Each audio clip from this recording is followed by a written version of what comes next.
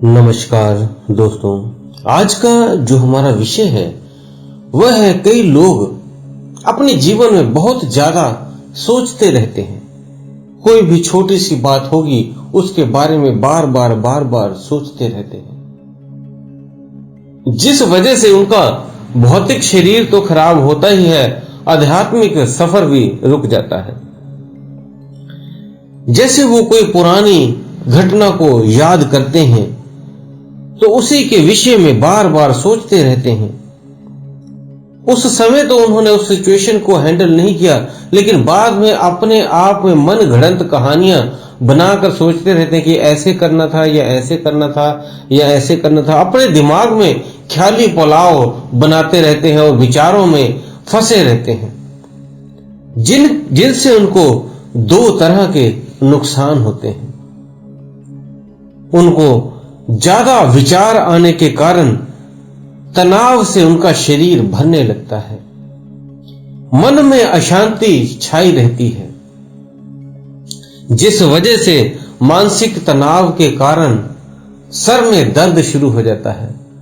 Brain में इतने विचारों का समूह इकट्ठा हुआ होता है कि वो ध्यान भी नहीं कर पाता और शारीरिक रोग लगने शुरू हो जाते हैं। वो हमेशा टेंशन में, तनाव में रहेगा,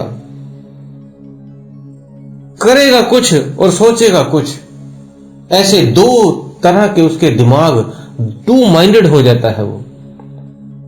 और जब वो टू माइंडेड हो जाता है वो हमेशा ख्यालों में खोया रहता है और वो अपने जो रोजमर्रा के कार्य हैं उनमें भी पूरी तरह फोकस ना करने की वजह से वो भी काम पूरी तरह से सही नहीं होते, और फिर वो जब सही नहीं होते फिर वो दोबारा उन्हीं के बारे में सोचता रहता है कि ऐसे काम करना था, ये हुआ नहीं।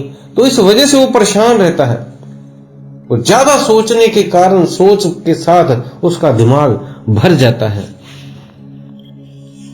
तो ऐसे ही एक व्यक्ति था जो बहुत ही ज्यादा सोचता रहता था। कोई सी भी छोटी सी भी बात, कोई भी छोटी सी घटना या कोई भी उसे कुछ कह देता तो वो अपने दिमाग पे, अपने दिल पे उसे ले लेता उस बात को, और सोचता रहता उसका क्या करना था, क्यों ऐसा हुआ, क्या क्या करना था। अपना दिमाग वो खराब करके रखता था, वो परेशान हुआ रहता था और सोचता रहता था और डूबा रहता था सोच में। तो एक दिन उसके मित्र ने देखा कि ये इतना सोच में क्यों डूबा हुआ है। उसने पूछा कि क्या तुम इस सोच में ऐसे इतने क्यों डूबे हो, तुम मानसिक तनाव के शिकार हो सकते हो, तुम्हें बीमारियां लग सकती हैं। लेकिन वो नहीं समझ रहा था, वो चाहकर भी उन विचारों को नहीं छोड़ पा रहा था। तो उसने कहा, चलो तुम मेरे साथ, मैं एक साधु के पास तुम्हें ले जाता हूं, वो शायद तुम्हारा इस बीमारी का हल कर सके। तो वो उस साधु के पास उसको लेके गया उसकी कुटिया में। कुटिया में साधु अकेला ही बैठा था। उसने व्यक्ति ने साधु को सारी बात अपने मित्र की बताई और फिर वो चला गया। उसके मित्र ने जो उसे छोड़कर चला गया, वो व्यक्ति अपने विचारों की कहानियां उस गुरु को समझाई, उस साधु को समझाई और बैठ गया कि कोई मुझे हल दीजिए, कोई मुझे इसका सलूशन दीजिए। लेकिन साधु ने कुछ नहीं कहा और भीतर चले गए। दूसरी झोपड़ी में गए और जाकर एक बर्तन ले आए। उस बर्तन को पानी से भर दिया और उसे कहा, इसको अगर मैं पकड़ कर रखता हूं तो ये कितना भार होगा। तो उसने कहा, अंदाजा 1 किलो होगा। पानी मिलाकर, ये कटोरा और पानी मिलाकर 1 किलो का भार तकरीबन होगा। उसने थोड़ी देर तक उसे पकड़ा रखा और फिर उसने कहा कि अगर इस कटोरे को मैं, साधु ने थोड़ी देर बाद उसे 15 मिनट वैसे ही पकड़ा रखा और कहा, क्या ये बर्तन मैं पकड़े रहूं तो इसका भार कम हो सकता है। तो उसने कहा, नहीं, इसका पानी फेंक दो या उसे पी लें, तब कुछ हो सकता है। तो उसने उस पानी को एक पौधे में डाल दिया। तो उसने अब पूछा साधु ने, अब इसका भार कितना होगा? तो उसने कहा, अंदाजा अगर मैं लगाऊं तो ये 200 ग्राम का रह गया होगा। मीन्स 800 ग्राम उसमें पानी था, अब उसका भार 200 ग्राम रह गया है। तो उसने वो बर्तन को पकड़े रखा और कहा कि मैं ये बर्तन कितनी देर तक अगर पकड़ सकता हूं, अगर 1 घंटा बीत जाए तो क्या मुझे कोई मुश्किल या कोई परेशानी होगी? तो उसने कहा, हाँ, थोड़े हाथ दर्द करने लग जाएंगे ऐसे पकड़े रखेंगे तो उसने कहा, अगर मैं इसको 5 घंटे तक पकड़ा रहूं तो क्या होगा? तो उन्होंने कहा, उसने लड़के ने जवाब दिया कि आपकी मांसपेशियों में भी दर्द आना शुरू हो जाएगा। और उसने कहा, अगर मैं इसको कई दिन तक पकड़े रखूं तो उसने कहा, आपके हाथ रुक जाएंगे, हो सकता है खून का बहाव सही ना चलने की वजह से आपको लकवा भी हाथों में मार सकता है। जबकि उस गिलास का वजन बहुत कम है, लेकिन अगर उससे आप ज्यादा देर तक उसे ऐसे ही पकड़े रखेंगे तो ये परेशानियां बनानी शुरू कर देगा। पहले हाथ ही दर्द कर रहे थे, फिर मांसपेशियां दर्द करने लग जाएंगी और ज्यादा देर रखा तो लकवा भी मार सकता है। इस तरह भयानक भयानक बीमारियां उस एक गिलास से, उस जो बर्तन है, कटोरा है, उससे लग सकती थी। तो उसने साधु ने कहा, ये जो बर्तन है इतना हल्का होने के बाद भी हमारे शरीर में कितने भारी नुकसान पहुंचा सकता है जितनी देर हम इसके रखें। ऐसे ही जो बातें तुमने अपने दिमाग में रख ली हैं, जो पुरानी घटनाएं तुम्हारे साथ बीत गई हैं, उनको अगर दिमाग में रखोगे तो क्या उनका भार ढोने के लिए अगर ढोगे तो क्या कोई फायदा होगा उनसे? तो उसने कहा, नहीं, उन घटनाओं को तो वो तो बीत गई हैं, अब तो कोई फायदा नहीं है, लेकिन इसको ढोने से क्या नुकसान होगा?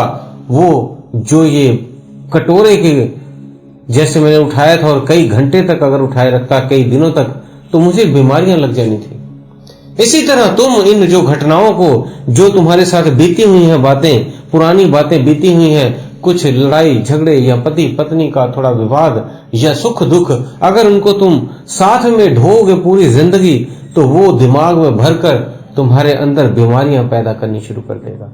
ये जो तुम्हारा दिमाग है, ये कटोरा है, और ये जो बातें हैं, ये पानी भर दिया तुमने उसके अंदर। और कितनी देर तक तुम्हें उस बातों को ढोगे? अगर 1 दिन ढोगे तो थोड़ा बीमार होगे, ऐसे ही कई दिनों तक ढोगे तो मानसिक परेशानियां बढ़ती जाएंगी और वो बीमारी का रूप लेने लग जाएंगी और तुम बीमारी से भर जाओगे। तो उस लड़के को बात समझ आ गई। तो उसने, साधु ने कहा कि अगर जैसे मेरी परेशानी जो थी, मेरे हाथ दर्द होने के साथ साथ कितनी बीमारियां लग जाती, इसका हल क्या था? उस व्यक्ति ने उत्तर दिया कि बस उस कटोरे को कहीं और रख दो, छोड़ दो, तो हल हो गया। तो उसने कहा, तुम्हारे भी वही कटोरा जो है, मीन्स जो तुमने जो बातें ये तुम सोचते रहते हो बिना बात के, ये तुम्हें नुकसान पहुंचाएगी। ये नहीं कहते हम कि किसी बात पे आप सोचो मत, सोचो, लेकिन उसे पूरा दिन ढोने की जरूरत नहीं है। सोचा और उसका हल निकाला और खत्म बात को, अगले दिन दूसरा जीवन शुरू। तो इसे रोज ले लेके ढोगे तो आपका शरीर तो खराब होगा ही होगा, साथ में आपकी आध्यात्मिक जर्नी भी खराब हो जाएगी। आप ध्यान करने बैठोगे, वो विचारों के समूह इकट्ठे हुए रहेंगे और कोई भी विचार, जैसे ही आप ध्यान में बैठोगे, थोड़ा सा ध्यान करोगे, बाकी बातें चलनी शुरू हो जाएगी। आपका दिमाग उन्हीं बातों को बार बार घुमा कर लेके आएगा और आप उन्हीं बातों में फंस जाएंगे और पता लगा कि ध्यान तो हुआ ही नहीं है। जैसे एक गुरु नानक देव जी की साखी भी है, उसमें एक कहानी के रूप में दर्शाया गया है कि गुरु नानक देव अब जब एक रास्ते में जा रहे थे तो एक वहां पे मुसलमान भी बैठा हुआ था और वो नमाज अदा करने लगा। तो गुरु नानक देव जी ने भी कहा, मैं भी नमाज अदा करूंगा। तो उसने कहा आप भी कर लो। तो जब नमाज दोनों ने अदा की, तो जब गुरु नानक देव जी और वो व्यक्ति उठा नमाज से, तो गुरु नानक देव जी ने कहा तुमने नमाज तो अदा की नहीं, पूरे ध्यान में तुमने तो सिर्फ उस घोड़ी को पकड़ने में ही लगा दिया। तो उसने सोचा इन गुरु को कैसे पता लग गई कि मैं ध्यान में बैठा था, लेकिन उसके अंदर मेरे उस घोड़ी जो मेरी खो गई है उसको मैं ढूंढ रहा था, उसको पकड़कर बांध रहा था। तो ये मेरे दिमाग में चलता रहा, ध्यान तो उस प्रभु का, उस अल्लाह का ध्यान तो हुआ ही नहीं। तो गुरु नानक देव जी ने उसे कहा कि ध्यान ऐसे नहीं होता। ऐसे ही आप भी जो विचारों में फंसे रहेंगे और सोचते रहेंगे, कई तरह की अलग अलग बातों को सोच विचारों में फंसे रहेंगे, तो जब ध्यान करने जाएंगे उस समय भी वो विचार आएंगे और आपको ध्यान करने नहीं देंगे। उसमें एकाग्रता चाहिए, आपको पूरे ध्यान से ध्यान करना होता है। पूरा कंसंट्रेशन आपको आज्ञा चक्र पे लगाएं, या जिस भी किसी का कोई मंत्र जाप आप कर रहे हैं उस पे लगाएं, या श्वासों पे लगाएं। जिस भी विधि को आप कर रहे हैं, बैलेंसिंग विधि को कर रहे हैं, तो उसको करें। पूरा फोकस करके करना होगा, तभी उसमें आप सफलता प्राप्त करेंगे। अन्यथा आप कई सालों तक भी बैठे रहें, कई महीनों तक भी बैठे रहें, सोचेंगे कुछ और ध्यान कर रहे हैं कुछ, तो कुछ भी नहीं होगा। इसलिए ध्यान में एकाग्र होना है तो सोचने वाली ये जो कहानी आपको बताई है इसको याद रखें और ऐसे ही जीवन को जीना है। क्योंकि ये जो आप जितना भी रोजमर्रा के कार्य कर रहे हैं ये एक स्वप्न है। एक दिन ये सब छूट जाएगा। जैसे आप रात का स्वप्न देखते हैं और सुबह होते ही आप उसे भूल जाते हैं, खत्म हो जाता है आपके लिए उसका सत्व। इसी तरह जो आप ये जीवन जी रहे हो, ये कोई 30 साल, 40 साल, 50 साल, 60 साल का अपना एक बड़ा स्वप्न चल रहा है आपका। आप इसमें एक रोल अदा कर रहे हो बस, और कुछ नहीं है। बस इससे आप एक दिन मुक्त जब होगे, इस स्वप्न से बाहर आओगे, तब आपको पता लग जाएगा कि ये जो मैं इन बारों में सोच रहा था ये सारे व्यर्थ थे, जैसे रात का स्वप्न था। इसलिए आप सोचना बंद करें ताकि आपका शरीर भी ठीक रहे और अध्यात्म जर्नी भी आपकी सही से चले। तो दोस्तों, उम्मीद है दी हुई जानकारी से आप संतुष्ट होंगे। फिर भी कोई आपका प्रश्न हो तो आप हमें कमेंट बॉक्स में लिख सकते हैं। और दोस्तों, चैनल को सब्सक्राइब नहीं किया है तो कर लें, और फेसबुक पेज और इंस्टाग्राम को अगर हमारे फॉलो नहीं किया है तो डिस्क्रिप्शन बॉक्स में उसका लिंक दिया है, वहां पे जाके उसे फॉलो कर लें ताकि अध्यात्म की और भी जानकारियां आपको मिल सकें। इसी के साथ दोस्तों हम विदा लेते हैं। धन्यवाद।